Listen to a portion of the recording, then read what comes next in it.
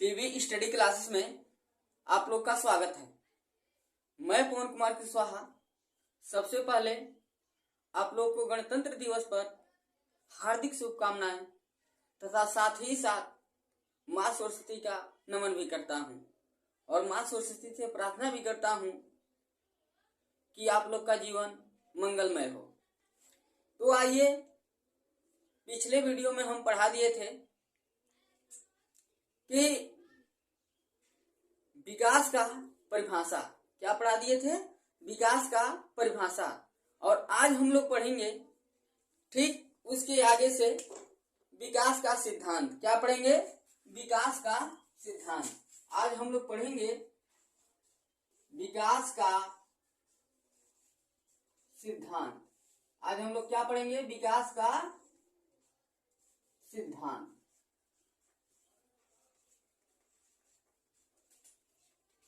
क्या पढ़ेंगे? विकास का सिद्धांत। तो आप लोग हेडिंग बना लीजिएगा, विकास का सिद्धांत। इसमें सबसे पहला हेडिंग रहेगा निरंतरता का सिद्धांत। निरंतरता का सिद्धांत। पहला हेडिंग क्या रहेगा? निरंतरता का सिद्धांत। देखिए, इसमें निरंतरता मतलब क्या होता है? जो लगातार चलती रहे। क्या है? जो लगातार चलती रहे। निरंतरता का मतलब यह है कि जब हम कोई भी काम निरंतर करते रहे यानी जारी रहता है। वो क्या रहता है? जारी रहता है। तो निरंतरता का सिद्धांत है, इसमें यही बताया गया है कि जो हमारा विकास है वह निरंतर चलता रहता है। वो क्या होता है? निरंतर चलता रहता है। किसी न किसी क्षेत्र में क्या होता है? निरंतर चलता रहता है। यानी कहने का मतलब यह है कि इसमें यही निरंतरता सिद्धांत में यही समझ लीजिए कि जो मुंडो ने परिभाषा बताया था कि भ्रूण अवस्था से लेकर के या वृद्धा अवस्था तक चलने वाली प्रक्रिया ही क्या कहलाता है? विकास कहलाता है। यह उन्हीं का परिभाषा का पालन करता है। निरंतरता का जो सिद्धांत है वही उन्हीं का क्या है? परिभाषा का यह पालन करता है। कहने का मतलब यह है कि जो विकास होता है, देखिए इसमें लिखेंगे क्या? विकास निरंतर ठीक है ना, चलता रहता है। क्या रहता है? चलता रहता है। निरंतर चलता रहता है। या किसी भी क्षेत्र में यह नहीं है कि मान के चलिए कि हमारा वृद्धि जो है यह रुक जाता है, लेकिन जो हमारा विकास है वह क्या रहता है? निरंतर चलता रहता है। यानी कि यह नहीं कि मेरा विकास रुक जाएगा। विकास कभी रुकता नहीं है, वह निरंतर चलता रहता है। यही किसका सिद्धांत है? निरंतरता का सिद्धांत है। यानी कि विकास का निरंतरता का सिद्धांत। कोई दिक्कत? आशा करता हूं कि आप लोग का यह समझ में आ गया होगा। तो सबसे पहला मतलब सिद्धांत क्या है? निरंतरता का सिद्धांत। दूसरा देखिए, आप लोग इसको नोट भी कर लीजिएगा। यदि आप लोग नोट करते हैं और इसको नोट्स बनाते हैं तो आप लोग का हम बढ़िया एकदम नोट्स तैयार करा दूंगा। बड़े बड़े कोचिंग संस्था जितना बढ़िया नहीं कराती है, उससे भी कहीं मैं बेहतर तैयार करा दूंगा। और नोट्स आप लोग बना लीजिए और किसी भी कोचिंग संस्था से लेकर के मिला लीजिए। ये मेरा दावा है कि कोई भी इससे बेहतर नहीं दे सकता जितना बेहतर मैं दे दूंगा। हाँ, हो सकता है कि इसी तरह दे दें, लेकिन इससे बेहतर तो लगभग में नहीं दे सकते हैं लोग, क्योंकि मैं बेहतर से बेहतर समझाने की कोशिश कर रहा हूँ। निरंतरता के सिद्धांत आशा करता हूँ कि आप लोग को समझ में आ गया होगा। देखिए, विकास निरंतर क्या होता है? चलता रहता है। इसका फॉर एग्जाम्पल देख लेते हैं। इसके लिए एग्जाम्पल यह बताइए कि जो मेरा मानसिक विकास है, बच्चे रहते हैं, कुछ और आता है।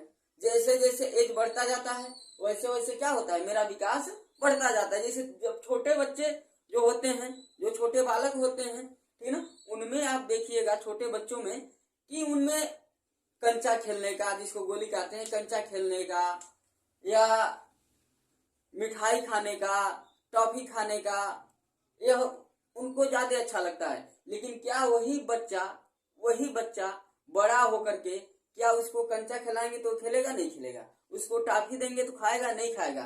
तब उसकी क्या होती है, उसकी जो स्वभाव है, उसका आदत है, धीरे धीरे क्या होती जाती है, चेंज होती जाती है। यही क्या कहलाता है, निरंतरता का सिद्धांत कहलाता है। अब बूढ़े, मान लीजिए कि जैसे पहले बच्चा से आदमी नौजवान होगा, नौजवान से जब बूढ़ा होगा तो क्या बूढ़ा अवस्था में उसको कोई मिठाई जल्दी पसंद ही नहीं आएगा।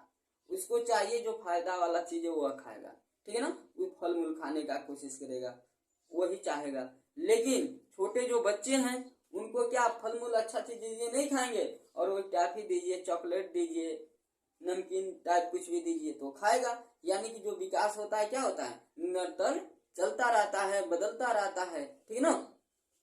आशा करता हूं कि आप लोगों को यह समझ में आ गया होगा। अब देखिए असमान गति का सिद्धांत, देखिए विकास का दूसरा हेडिंग, विकास का असमान गति का सिद्धांत क्या है, सिद्धांत, यानी विकास का असमान गति का सिद्धांत।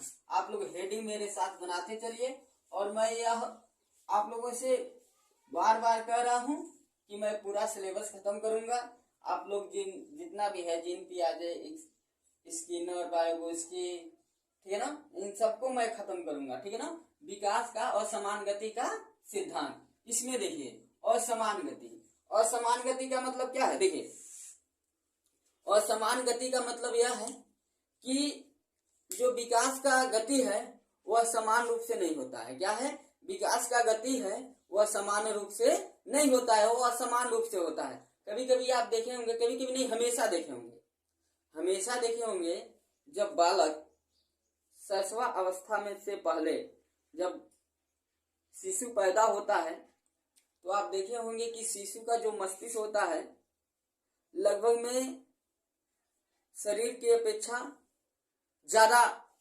वजनदार रहता है, हाथ की अपेक्षा, पैर की अपेक्षा, इसकी अपेक्षा ज्यादा वजनदार रहता है। अभी छोटे देखिए, जब सरकारी में पहले जो टीचर पढ़ाते थे लोग, वो क्या करते थे लोग, बालक को ऐसे पकड़ाते थे लोग, क्या पकड़ाते थे लोग, ऐसे कान पकड़ाते थे लोग। यदि कान पकड़ा गया है तो 6 साल का हो गया है, यदि नहीं पकड़ाया है तो 6 साल का नहीं हुआ है, ये मानते थे लोग, तब एडमिशन करते थे लोग। तो यानी कहने का मतलब यह है कि जो बालक में विकास है वह क्या है, असमान गति से होता है। शैशव अवस्था तक ही मेरा जो मस्तिष्क है, मस्तिष्क का विकास लगभग में 90% तक हो जाता है, मात्र शैशव अवस्था के एज आप लोग जानते ही हैं, 0 से 2 साल का होता है।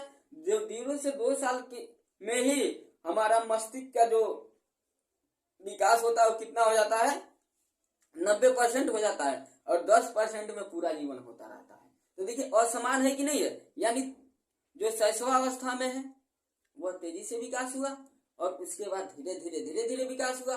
बालक को ही देखिए, छोटे जो बालक होते हैं, बच्चे जो होते हैं, बच्चे को आप देखेंगे शुरू में बहुत तेजी से बढ़ते हैं, लेकिन जैसे उनका एज बीतता जाता है उनका क्या होती है, वृद्धि धीरे धीरे कम होती जाती है। यानी कहने का मतलब क्या है, वो असमान है। क्या है, असमान है, समान नहीं है, हर एक दशा में समान नहीं होगा। तो यानी कहने का मतलब यह है कि जो विकास होता है वह असमान गति से होता है। क्या होता है, जो विकास होता है असमान गति से होता है। आशा करता हूं कि असमान गति का सिद्धांत भी आप लोगों का कंफर्म समझ में आ गया होगा। आगे इसमें चाहे तो कुछ नोट कर ले, ठीक है ना। देखिए शैशव अवस्था में ही, शैशव अवस्था में ही बालक के या शिशु के, ठीक है ना, बालक के या शिशु के, इसको शिशु भी कर सकते हैं, ठीक है ना, बालक के या शिशु के मस्तिष्क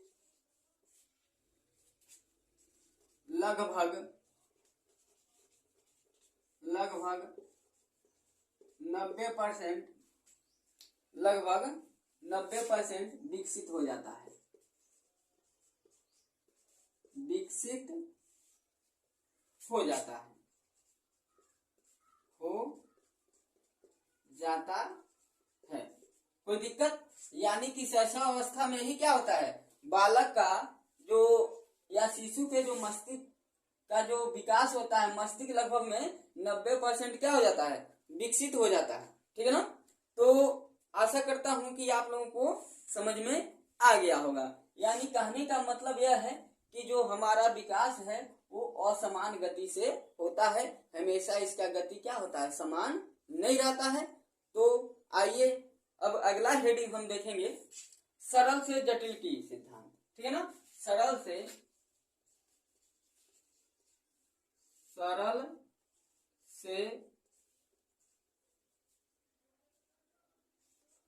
जटिल का सिद्धांत। क्या है? सरल से जटिल का सिद्धांत। इसको आइए आप लोग को ऐसा समझाएंगे कि लगभग में कभी भूलेगा ही नहीं। देखिए, जो सरल से जटिल का सिद्धांत है, आप यह समझिए कि जो भी विकास होता है सबसे पहले सरल रूप में होता है। किसके रूप में होता है? सरल रूप में होता है। बाद में धीरे धीरे वो क्या हो जाता है, वह जटिल हो जाता है। क्या हो जाता है? जटिल हो जाता है। जैसे आप एक चना ले लीजिए, ठीक है ना। चना ले लीजिए और देखिए जब वो अंकुरित होगा तो शुरू में क्या है, उसमें से धीरे से अंकुरित होगा, एक पतला सा निकलेगा। ठीक है ना। जो पतला सा निकलेगा, लेकिन वही धीरे धीरे बाद में वो जटिल होता जाएगा, नहीं होता जाएगा। उसमें 2 पत्तियां फूटेंगी, उसके बाद वो पौधा बनेगा, पौधा से पेड़ बनेगा, पेड़ से वो फलने लगेगा। यानी शुरू में वो सरल था कि नहीं था, लेकिन धीरे धीरे वो क्या हो गया, जटिल हो गया। धीरे धीरे क्या हो गया, जटिल हो गया। यही आपका क्या है, विकास के सरल से जटिल का सिद्धांत है। आशा करता हूं कि ये भी आप लोग का क्या होगा, समझ में आ गया होगा। यानी कहने का मतलब क्या है, इसमें लिख सकते हैं विकास शुरुआत में क्या है, विकास शुरुआत में सरल रहता है, फिर बाद में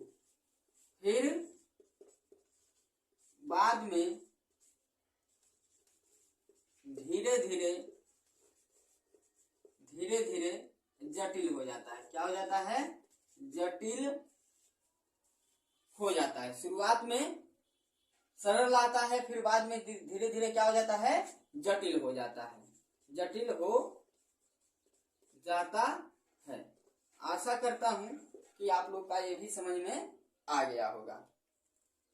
अब देखिए, इसका एक और सिद्धांत है आपका, निरंतरता का हो गया, विकास का और समान गति का हो गया, सरल से जटिल का हो गया। अब देखिए, वैयक्तिक विभिन्नता का सिद्धांत।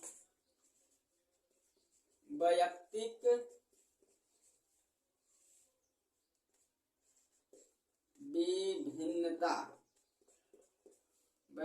विभिन्नता का सिद्धांत। हेडिंग आप लोग बना लीजिए, वैयक्तिक विभिन्नता का सिद्धांत। देखिए, वैयक्तिक विभिन्नता के सिद्धांत में आप लोग देखेंगे, इसमें क्या होता है वैयक्तिक विभिन्नता में, जब आप लोग देखेंगे वैयक्तिक विभिन्नता का सिद्धांत, तो इसमें वैयक्तिक विभिन्नता यानी कि वैयक्तिक मतलब क्या है, व्यक्ति का, क्या है, व्यक्ति का। और विभिन्नता मतलब क्या है, अलग अलग।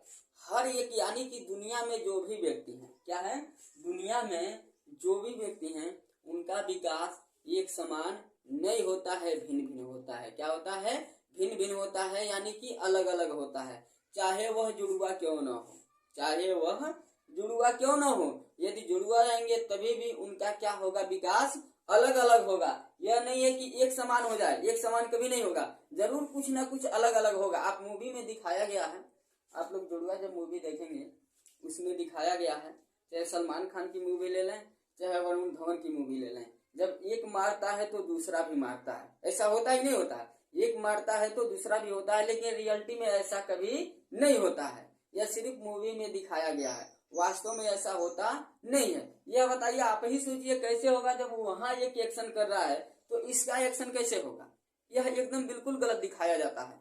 और जो भी गति होती है, मतलब विकास की जो गति होती है वो तो असमान होती ही है, लेकिन दुनिया में कोई भी ऐसा व्यक्ति नहीं है कि दो बालक का एक समान गति से एक समान विकास हो सके। ऐसा होगा किसी बालक में धीरे धीरे विकास होगा सारे, किसी बालक में तेज विकास होगा। यदि दोनों समान हो रहा है लेकिन जरूर उनके मस्तिष्क में कुछ क्या हो जाएगा, उनके कुछ मस्तिष्क में अलग हो जाएगा, हाथ पैर में अलग हो जाएगा, चेहरे की बनावट में अलग हो जाएगा, यानी कि जो उनका विकास है वह क्या है, भिन्न भिन्न है, अलग अलग है। इसी को हम क्या कहते हैं, व्यक्ति विभिन्नता का सिद्धांत कहते हैं। आइए इसमें हम कुछ लिख लेते हैं। आशा करता हूं कि व्यक्ति विभिन्नता आप लोगों को समझ में आ गया होगा। तो आइए अब इसको नोट कर लेते हैं।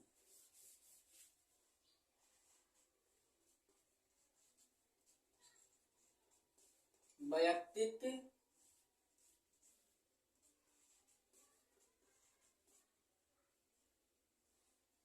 विभिन्नता क्या है, व्यक्तित्व विभिन्नता, व्यक्तित्व विभिन्नता, ठीक है ना। व्यक्तित्व विभिन्नता में देखेंगे व्यक्ति विभिन्नता का सिद्धांत, इसमें हम नोट करेंगे व्यक्ति विभिन्नता के सिद्धांत में। वैसे नीचे नोट करा दिए थे, आप लोग नोट कर भी लिए होंगे, लेकिन आइए देख लेते हैं। व्यक्ति विभिन्नता के सिद्धांत में क्या है कि दुनिया में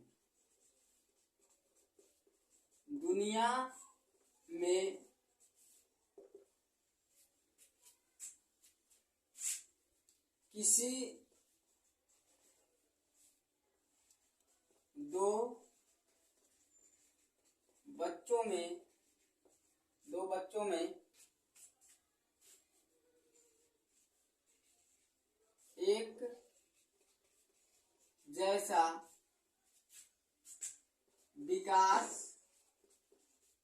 एक जैसा विकास नहीं हो सकता, यानी दुनिया में किसी दो बच्चों में एक जैसा विकास नहीं हो सकता। उन लोगों में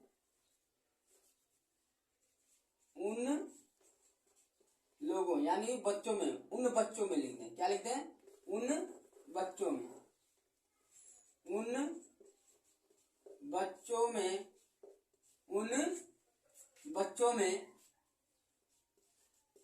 विकास अलग अलग होगा, यानी कि कोई भी बच्चा हो उनमें एक जैसा विकास नहीं होगा, उनमें जो विकास होगा क्या होगा, अलग अलग होगा। यही क्या है, व्यक्ति विभिन्नता का सिद्धांत है। ये क्या है, व्यक्ति विभिन्नता का सिद्धांत है। अब आइए हम देखते हैं अंतः संबंध का सिद्धांत। अंतः संबंध का सिद्धांत, यानी विकास के अंतर संबंध का सिद्धांत। आइए इसमें कुछ समझ लिया जाता है, पहले इसको समझ लिया जाए तब जाकर के लिखा जाए। देखिए, अंतर विकास का संबंध का मतलब यह है कि हमारे शरीर में विकास तो एक तरह होंगे नहीं, मानसिक विकास अलग है, शारीरिक विकास अलग है, भावनात्मक विकास, संवेदनात्मक विकास, सामाजिक विकास, ये सब क्या है, अलग अलग है, ठीक है ना। यदि अंतः संबंध का सिद्धांत का मतलब यदि यह है कि यदि मान लीजिए कि कोई भी व्यक्ति हो, क्या है, कोई भी व्यक्ति हो, यदि चाहे सकारात्मक विकास हो चाहे नकारात्मक विकास हो, यदि एक पे प्रभाव पड़ेगा तो दूसरा पे भी क्या पड़ेगा, प्रभाव पड़ेगा। यानी मान लीजिए कि आप हैं, आपको समाज में सम्मान है, समाज में बहुत सम्मान है, लेकिन आपके आदत बिगड़ गई, आप लगे दारू पीने। क्या लगे, दारू पीने, लड़कियों को छेड़ने, बुजुर्गों को गाली देने, बच्चों को पीटने। तो देखिए आपका तो ये आदत बिगड़ी है, लेकिन जो समाज पे प्रभाव पड़ेगा इससे आपका क्या है, आपका सम्मान खत्म हो जाएगा कि नहीं हो जाएगा, इससे आपका सम्मान खत्म हो जाएगा। एक एग्जाम्पल तो यह देख लीजिए। दूसरा एग्जाम्पल देखिए कि हम स्वस्थ हैं, जब स्वस्थ हैं तो हमारा जो दिमाग है सही से काम करता है। कोई भी हो जो सही व्यक्ति, उसका दिमाग सही से काम करेगा। लेकिन यदि वो बीमार पड़ गया तो क्या पहले उसका जिस तरह दिमाग काम कर रहा था उस तरह काम करेगा, नहीं करेगा। यदि हम कोई काम करने ही जाते हैं, यदि मेरे दिमाग में कुछ टेंशन भरा हुआ है तो देखना वह काम अच्छा नहीं होगा। यानी कि यदि आपके एक पक्ष पे चाहे सकारात्मक हो चाहे नकारात्मक हो, यदि एक पक्ष पे यदि आपका कोई प्रभाव पड़ रहा है तो दूसरा पक्ष भी अपने आप प्रभावित हो जाता है। यही क्या है, अंतर संबंध का सिद्धांत है। आशा करता हूं कि आप लोग का अंतर सिद्धांत का भी, अंतर संबंध का सिद्धांत भी समझ में आ गया होगा। आज हम यही आपका लास्ट हेडिंग है विकास का, विकास की अवधारणा आपको पढ़ा दिए। अब कल से हम पढ़ाएंगे आप लोग को क्या है, वाइगोत्स्की का सिद्धांत, वाइगोत्स्की के बारे में। तो आइए अंतर संबंध का सिद्धांत आज लिख लें और इसको क्या कर दें, खत्म कर दें। देखिए अंतर संबंध के सिद्धांत में हम क्या लिख सकते हैं कि विकास के किसी भी पक्ष पर, चाहे नकारात्मक हो चाहे सकारात्मक हो, विकास के किसी भी पक्ष पर, चाहे सकारात्मक हो, सकारात्मक या नकारात्मक, नकारात्मक, किसी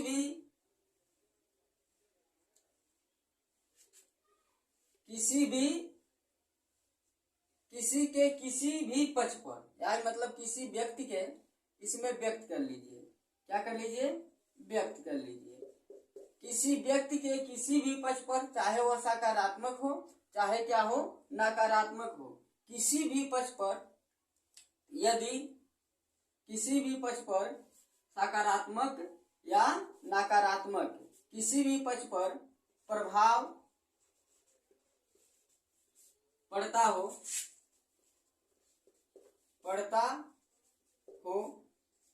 तो दूसरा क्या है, दूसरा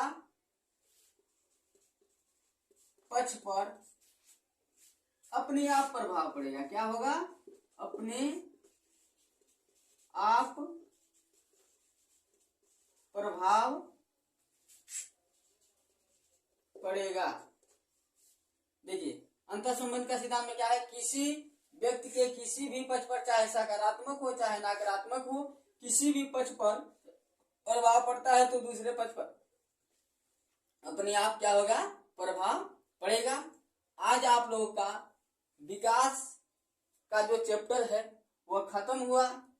कल हम आप लोगों को पढ़ाएंगे वाइगोत्स्की का सिद्धांत। आप लोग हमारे साथ जुड़े रहिए, हम आप लोग का नोट्स बनवा देंगे और कोई भी चाहे सुपर टेट हो, टेट हो, सीटेट हो, आप लोग का आराम से निकल जाएगा। इसी के साथ जय हिंद, जय भारत, वंदे मातरम।